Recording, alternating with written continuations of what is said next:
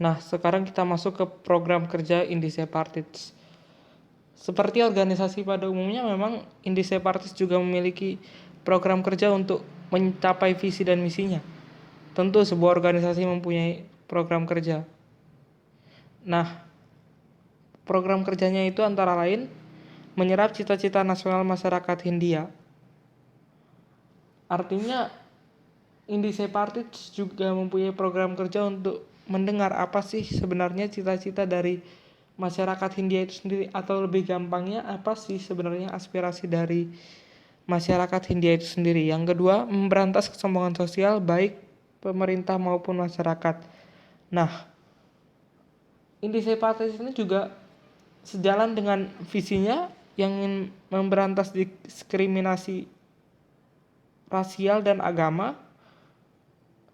Beliau juga mempunyai, atau organisasi ini juga mempunyai program kerja untuk agar semua masyarakat, baik itu mereka yang dari pemerintah maupun mereka yang rakyat biasa, atau mereka yang berasal dari pribumi asli ataupun mereka yang berasal dari keturunan Indonesia Belanda, atau si kaya dan si miskin sama-sama bergaul, semua bergaul menjadi satu Indonesia. Yang ketiga, memberantas usaha-usaha yang membangkitkan kebencian antar agama yang satu dengan yang lain. Nah, ini sesuai dengan visi Indisepartids yang tidak menginginkan bahwa kebencian ada di Hindia. Maka dibuatlah program kerja ini. Maksudnya apa? Agar sektarisme dan kebencian agama tidak ada lagi. Lanjut, berusaha untuk memperoleh persamaan hak bagi semua masyarakat Hindia. Ya, ini juga sesuai dengan visinya tentu, yang memperjuangkan hak-hak masyarakat. Jadi semua harus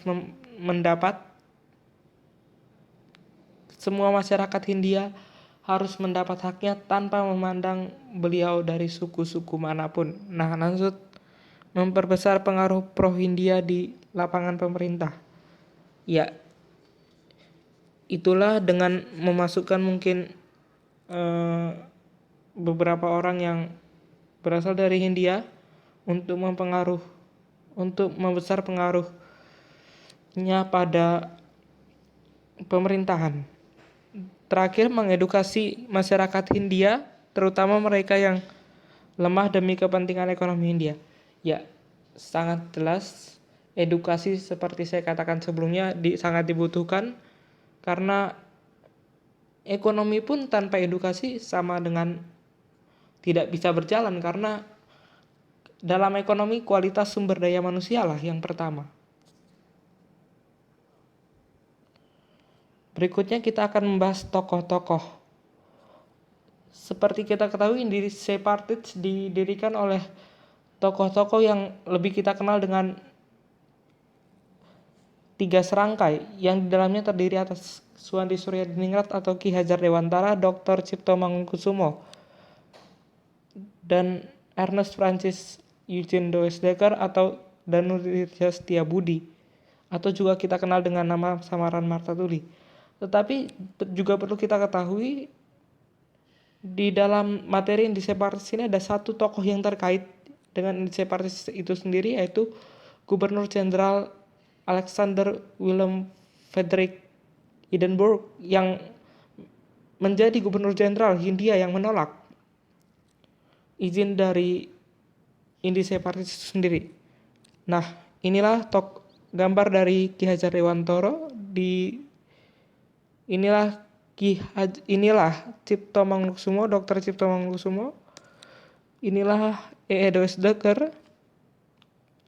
Nah, ini dia 3 serangkai.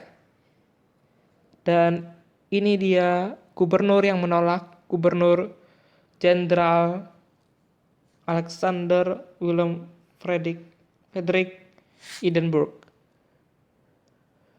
Nah, dari samping kiri ke kanan itu, yang ke atas berturut-turut Ki Hajar Dewantara, Cipto Mangunkusumo, dan Doesdeker. Yang bawah, yang 3 serangkai ini Yang pertama itu dari kiri ialah Dr. Cipto, kemudian Deus Dekker, dan barulah Ki Hajar Dewantoro. Next, kita akan membahasnya satu persatu lebih dalam. Yang pertama, Ki Hajar Dewantoro. Ki Hajar Dewantoro lahir di Yogyakarta 2 Mei 1889 dengan tentunya nama lengkapnya Raden Mas Suwandi Suryadiningrat. Beliau adalah seorang pahlawan pergerakan nasional Indonesia. Beliau wafat di Yogyakarta juga pada tanggal 26 Mei tahun 1959 pada usia 70 tahun. Beliau ditetapkan menjadi pahlawan nasional oleh Presiden Soekarno, tentunya melalui keputusan Presiden nomor 305 tahun 1999 tanggal 28 November 1999. Semasa hidupnya beliau sangat aktif sebagai aktivis kemerdekaan Indonesia. Beliau juga dikenal sebagai kolumnis, politisi, dan tentunya yang paling utama pelopor kemerdekaan Indonesia.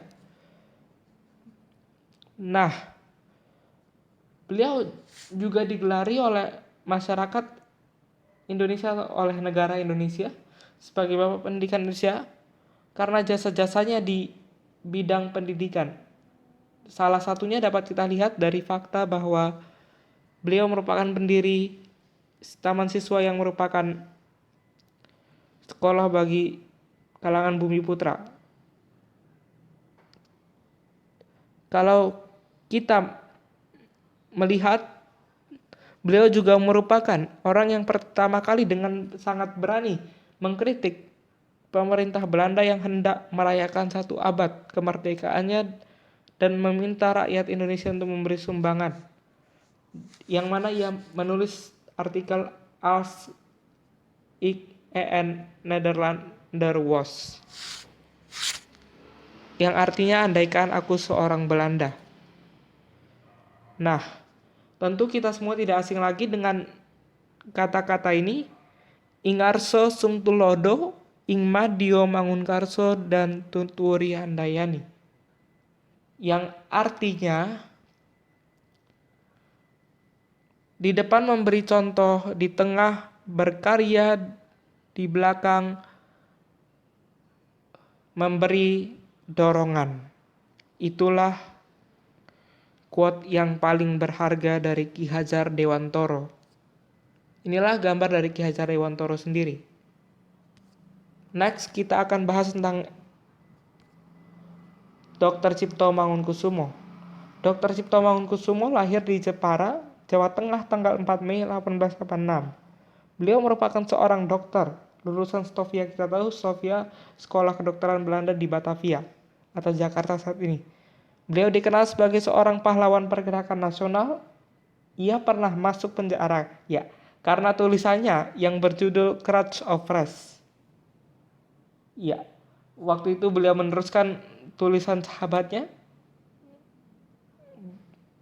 tanggal 13 Juli 1913 atau sehari setelah tulisan sahabatnya dipublikasikan di media yang sama, yaitu surat kabar The Express, di mana tulisan itu juga mengungkit, atau tulisannya Dr. Cipto mengungkit kembali kekhawatiran Belanda yang akan kedudukannya yang bisa terancam. Namun karena penyakitnya, ia diizinkan kembali ke Jawa pada tahun 1914. Namun bukan Dr. Cipto namanya kalau ia menyerah, maka ia tetap aktif dalam organisasi di Jawa, sembari melayani sebagai dokter di Solo. Tapi sayangnya bukan menyedihkannya lagi, sangat menyedihkan. Beliau kembali masuk penjara dengan tuduhan yang sangat tidak jelas buat saya. Beliau sempat dikira melakukan sabotase. Di penjara atau pada masa ia di penjara, asmanya kambuh, khususnya di Banda Neira ya, yang kedua. Nah, di situ beliau sempat ditawari untuk pulang ke Jawa dengan satu syarat, yaitu hak politiknya dicabut, tetapi beliau tidak ingin dan beliau tetap berjuang. Dan beliau menolak dengan tegas, akhirnya beliau tetap bertahan sampai akhir. Akhirnya beliau wafat pada tanggal 8 Maret 1943 di Jakarta, dan kini namanya diabadikan sebagai Rumah Sakit Cipto Mangunkusumo di Jakarta Pusat. Siapa yang tidak tahu RSCM pasti kita semua tahu. Nah, inilah Dr. Cipto. Lanjut, yang terakhir tokoh pendiri yaitu Does Dekker atau Ernest Francis Eugene Does Dekker. Nah, Ernest Francis Eugene Does Dekker lahir di Pasuruan, Jawa Timur tanggal 8 Oktober 1879 sebagai seorang keturunan Indonesia Belanda. Beliau adalah seorang pahlawan pergerakan nasional Indonesia yang semasa hidupnya aktif di bidang jurnalistik, aktivisme, dan politik. Beliau adalah sosok yang memimpin majalah Heidskrift dan surat kabar The Express. Beliau kita kenal juga dengan nama Indonesianya yaitu Danuririo Setiabudi. Beliau juga pernah menulis buku yang berjudul Max Havelaar yang dianggap paling bisa mengubah persepsi masyarakat. Beliau menulis bukunya tersebut dengan nama samaran Marta Tuli, yang artinya orang yang menanggung banyak penderitaan. Nah, ia terus berani dengan konsisten mengkritik, dan ia sangat rajin mengkritik, sangat rajin sekali mengkritik pemerintah kolonial. Saat mengetahui teman-temannya ditangkap, ia juga menulis artikel yang berjudul Onse Helden, Cipto Mangunkusumo and Suwandi Suryadiningrat, yang diartikan dalam bahasa Indonesia pahlawan kita Cipto Mangunkusumo dan Suwandi Suryadiningrat. Nah, menariknya sampai akhir hidupnya beliau memilih tetap tempat tinggal dan bertahan di Indonesia meskipun tidak ada saudara-saudaranya yang mengikuti jejaknya. Bahkan anak-anaknya pun tidak pindah ke Belanda saat pendudukan Jepang. Tetapi beliau tetap tinggal di Indonesia dan beliau menghembuskan nafas terakhir juga di Bandung tahun 1950, tepatnya tanggal 28 Agustus pada usia 70 tahun. Kini nama beliau diabadikan sebagai nama jalan di Jakarta Selatan dan sebuah kecamatan juga di Jakarta Selatan, itu Jalan Setiabudi dan Kecamatan Setiabudi. Itu semua dilakukan untuk menangkan jasa-jasanya. Nah, inilah Does Dekker.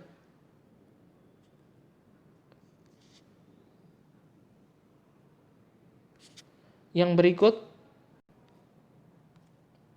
kita akan membahas tentang tokoh terkait, yaitu Alexander Willem Frederik Hindenburg, yang tak lain ialah Gubernur Jenderal Hindia Belanda.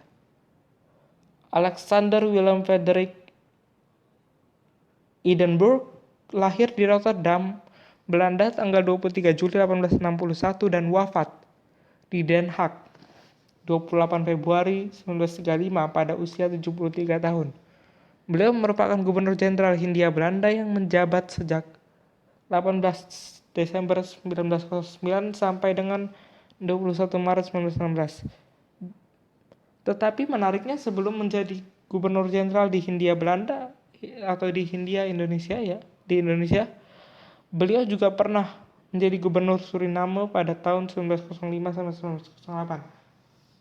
Nah, setelah 20 tahun beliau berhenti menjadi Gubernur Suriname, akhirnya menantunya yaitu Abraham Arnold Lodewijk Rutgers juga menjadi gubernur Suriname. Nah, kenapa beliau terkait dengan Indische Party? Karena beliau ialah gubernur jenderal Hindia Belanda yang menolak izin dari Indische Party itu sendiri. Nah, inilah gambar dari Alexander Willem Frederik Hindenburg. Nah, sebelum lanjut ke berikutnya, saya akan coba memaparkan sedikit kepada Anda sekalian tentang teladan-teladan yang bisa kita ambil dari 3 tokoh dan apa komentar terhadap satu tokoh terkait. Nah, banyak teladan-teladan yang bisa kita ambil dari Dr. Cipto maupun Ki Hajar Dewantoro maupun juga E.F.E. Deusdedker. Ki Hajar Dewantoro misalnya, beliau adalah seorang yang sangat peduli dengan wong cilik, terutama pendidikan mereka. Nah, beliau juga seorang yang sangat berani menentang arus. Kita bisa melihat kenapa saya katakan beliau peduli dengan wong cilik. Beliau mendirikan, terutama pendidikannya, beliau mendirikan taman siswa sebagai sekolah masyarakat pribumi, di mana kita tahu pada saat itu kita tidak ada kesempatan bagi masyarakat pribumi untuk bersekolah di sekolah-sekolah Belanda, karena politik etis itu hanya ditujukan sekolahnya untuk kaum keturunan Indonesia Belanda. Nah, berikut kenapa juga saya mengatakan beliau adalah orang yang berani menentang arus. Kita bisa lihat bahwa faktanya beliau adalah orang pertama yang berani mengkritik dengan keras kebijakan pemerintah Belanda yang hendak juga menyelenggarakan pesta 1 abad kemerdekaan, tapi anehnya lagi dengan meminta juga sumbangan dari rakyat Hindia. Nah, kalau Dr. Cipto kita bisa melihat atau kita bisa melihat bahwa beliau adalah sosok yang sangat teguh pada pendirian dan juga tidak pernah menyerah, berjuang sampai akhir, tidak pernah menyerah. Nah, itu semua bisa dilihat dari mana? Kita tahu beliau sempat ditawari oleh Belanda untuk pulang, tetapi dengan syarat hak politiknya dicabut. Beliau tidak ingin karena beliau tahu itu akan merugikan dirinya juga dengan Indonesia pastinya. Beliau tetap berjuang sampai akhir dan tidak pernah menyerah. Bahkan beliau menghembuskan nafas terakhir di saat beliau masih berada di dalam jeruji besi. Nah, kalau dari E.E. Deusdedker, teladan yang bisa kita ambil ialah beliau adalah orang yang setia pada kawannya dan setia pada negaranya. Bayangkan, tidak ada seorang pun keluarganya yang ikut beliau menetap di Indonesia. Tetapi beliau dengan kokoh dan teguh pendirian juga tetap menunjukkan cintanya pada Indonesia dengan menetap di Indonesia dan bahkan wafat di bumi pertiwi ini. Setia kawan. Jelas fakta itu bisa kita lihat dari bahwa kedua temannya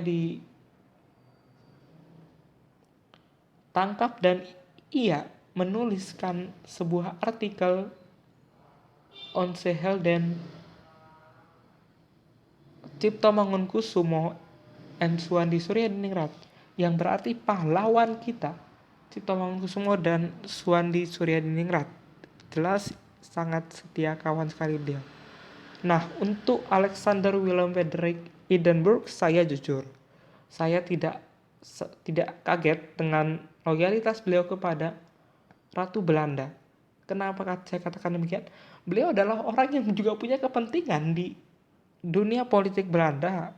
Beliau tidak ingin kekuasaan dan pengaruh beliau hilang di lingkungan pemerintah Belanda. Dan itu semakin dikuatkan dengan fakta bahwa anaknya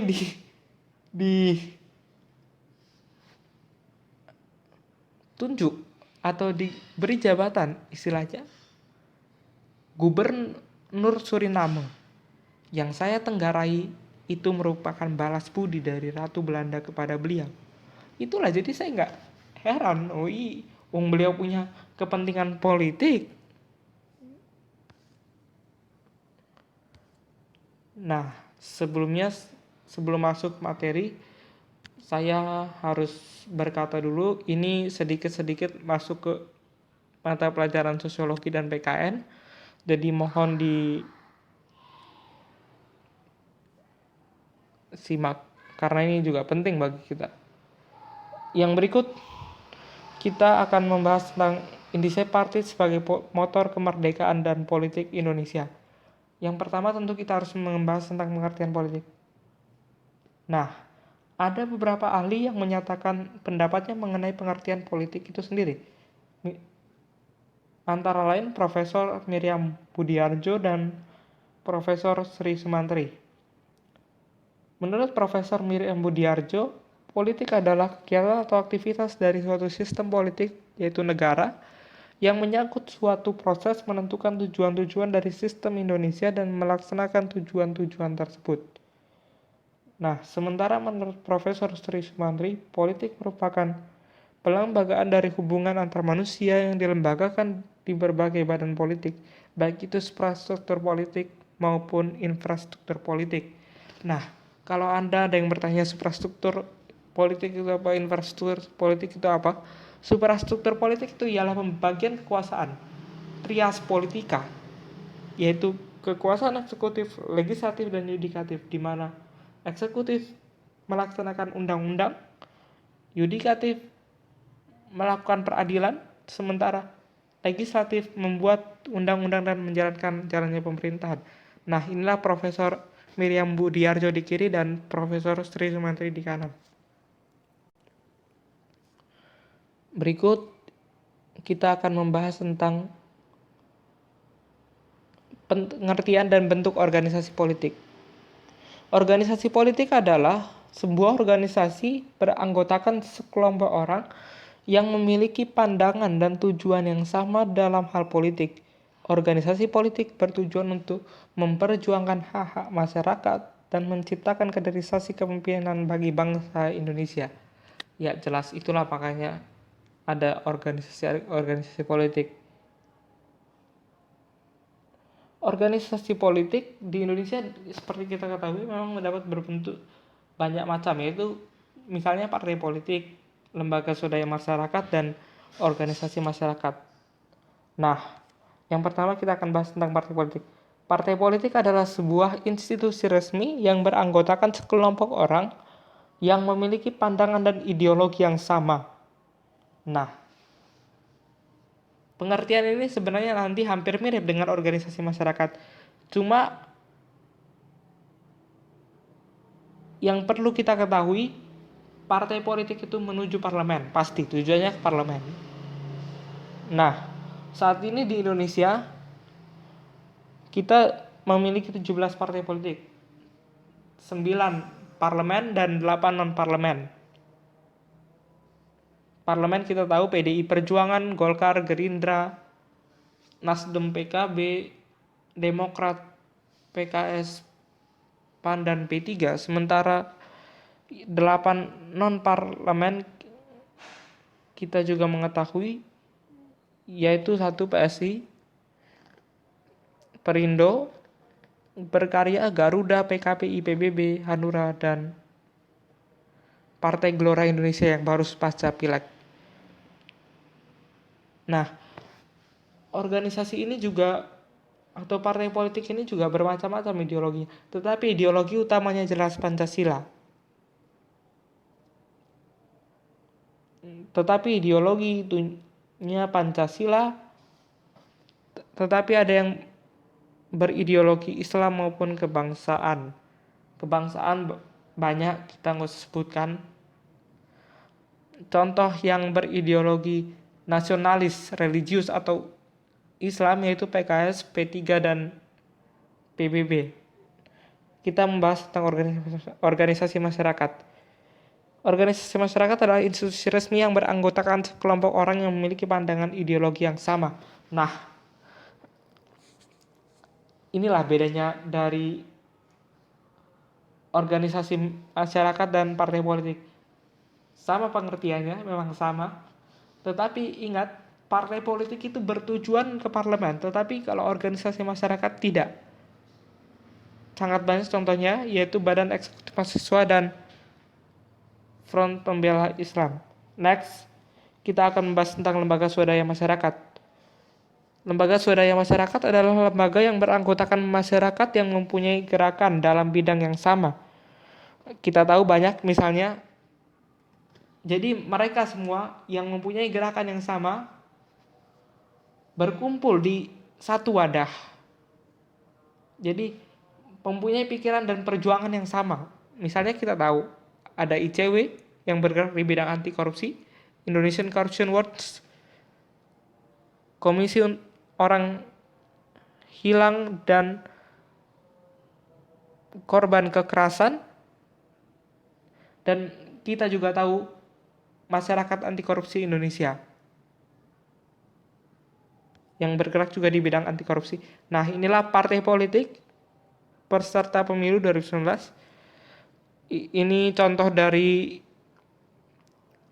organisasi masyarakat, itu BEM. Yang saya ambil di sini FISIP. Yang terakhir ini ICW sebagai salah satu contoh LSM. Next, kita akan bahas tentang hubungan Indische Partij dengan politik dan kemerdekaan Indonesia saat ini. Nah, tentunya kemerdekaan dan politik Indonesia saat ini tidak lepas dari Indische Partij itu sendiri. Faktanya memang banyak organisasi politik di Indonesia saat ini yang memperjuangkan nasib rakyat. Namun tentu jalannya berbeda-beda. Ada yang melalui parlemen, ada yang melalui kegiatan-kegiatan atau aktivisme di masyarakat, ya. Nah, saya akan ambil contoh sederhana saja. Misalnya baru-baru ini atau bulan Juni sampai bulan Juni 2020, kita semua bangsa Indonesia dikejutkan oleh berita bahwa dapat keluar masuknya dengan bebas Joko Chandra, seorang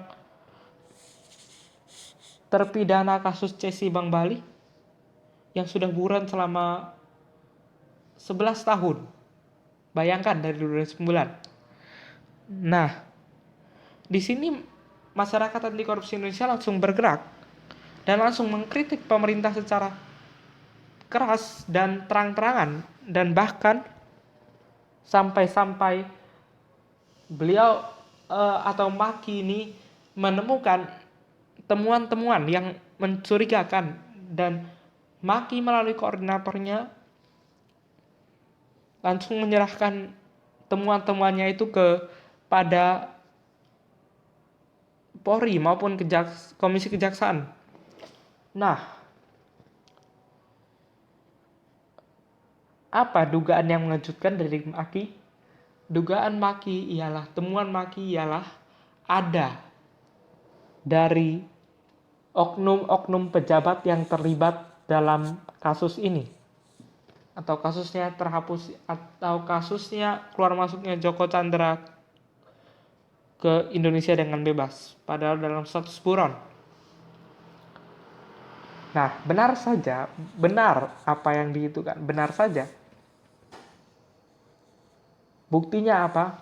Sekarang Polri sudah menetapkan 3 tersangka dari pejabat atau pihak penegak hukum oknum-oknumnya, yakni BJPPU yang menerbitkan surat jalan keluar masuk bagi Joko Chandra, kemudian juga adalah IJPNB yang dianggap lalai dalam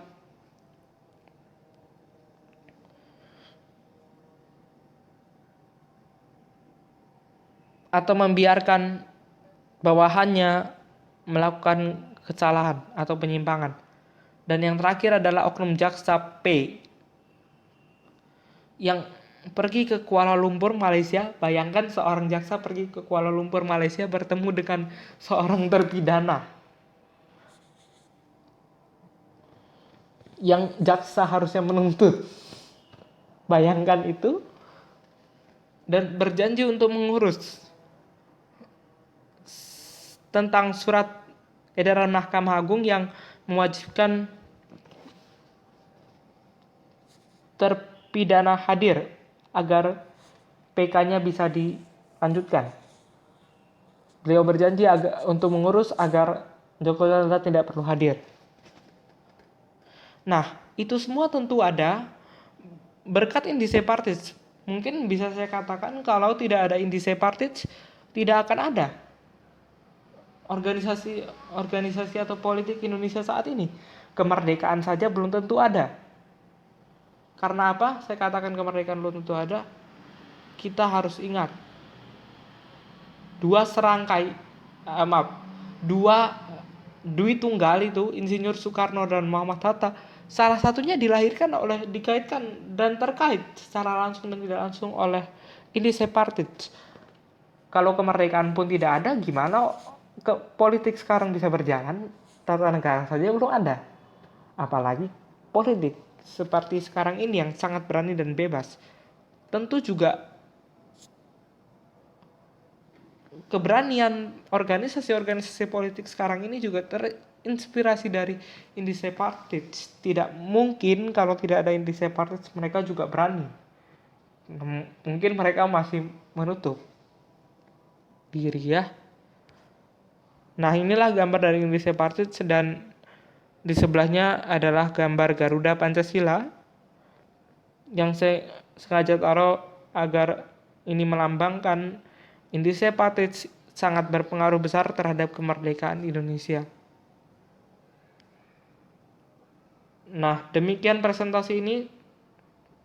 Terima kasih dan semoga bermanfaat untuk Bapak Mario dan teman-teman sekalian di YouTube. Terima kasih dan Tuhan memberkati. Amin.